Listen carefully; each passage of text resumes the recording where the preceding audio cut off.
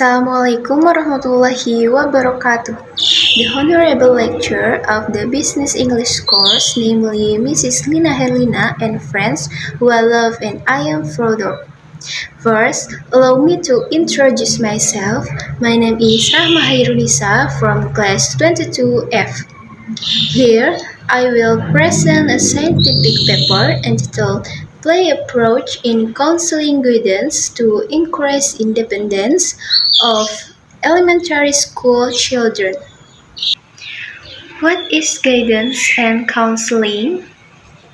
Guidance is a special help given by someone who has the ability to each individual to develop himself in achieving happiness. Counseling can be interpreted as assistance given to individuals in solving problems. Principle of counseling guidance. Principle of confidentiality.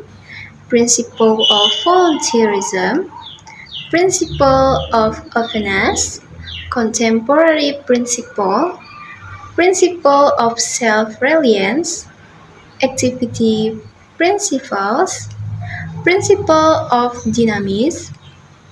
Principle of integration. Normative principle. Expertise principles. Hanover principle. And the last Tuturi-Handeni principle. Independence. Independence is a trait that includes positive habits, which include one component of the formation of social skills, namely the basic abilities that children must have in order to be able to adjust to their social environment.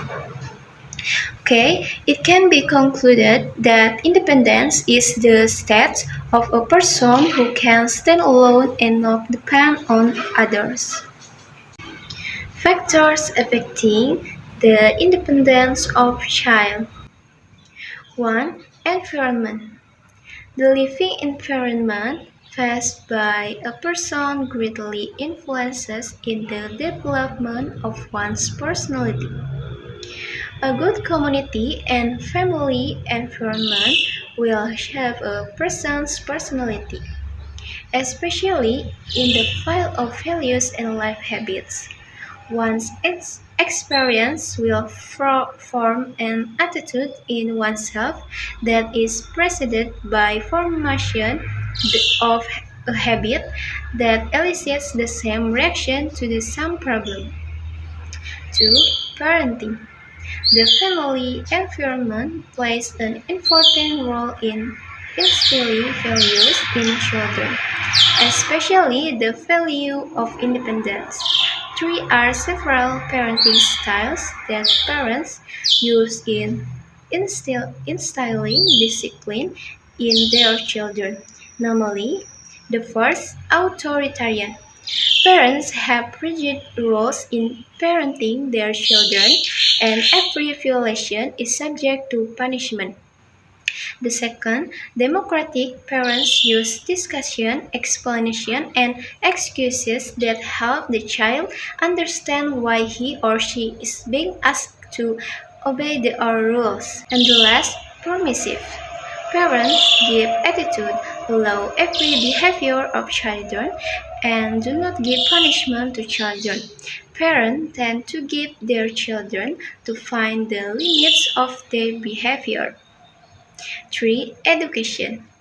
The educational factor is very meaningful in the development of one's independence. The more knowledge, they will try bigger things, so that someone will be more creative in have abilities. 4. Social interaction. A person is able to make good adjustment. And the last 5, intelligence. Intelligence is assumed to be very influential in determining attitudes, decision making, and problem solving. Next, use of games in guidance counseling. The use of play media and expressive arts can be used in the implementation of guidance or service. This worked in the efforts of counselors because children usually do not have the ability to ask questions. Help with problems play one way of communicating with children. Okay, next observation results. In the observation that has been made on elementary school children of Cisaat, it's the first time the children tend to be quiet and only follow what is instructed. They have not dared to ask, answer, and mingle with others. The children must be given stimulation first to want to blend in with others. To stimulate the child by providing a number of games that raise the spirit and independence of the child. The game used is like a traditional Sundanese game, namely oray-orayan. Next is a game that sharpens his intellect, such as sorting numbers attached to a block that is arranged and also looking for big places arranged through zigzag numbers. It can train children's independence and solve a problem they face.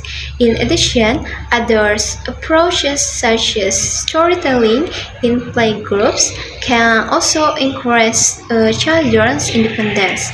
That's why children will begin to get used to the situation and will tell stories by themselves without us asking. And the last, benefits of a play approach.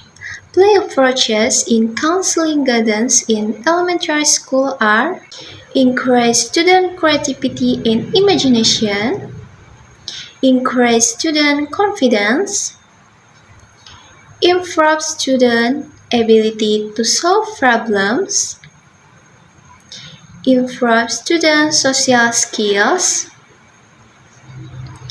increase learning motivation, and improve students' decision-making abilities.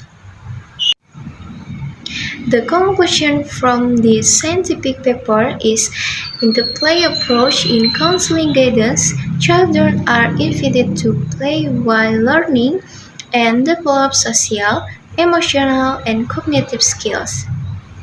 The purpose of this approach is to increase the child's confidence and independence. With these methods, children can learn to overcome problems and make decisions independently. The play approach in counseling guidance can help children to grow and develop optimally. Okay, thank you for your attention. More or less, I'm sorry because I'm still in the learning process. Wassalamualaikum warahmatullahi wabarakatuh.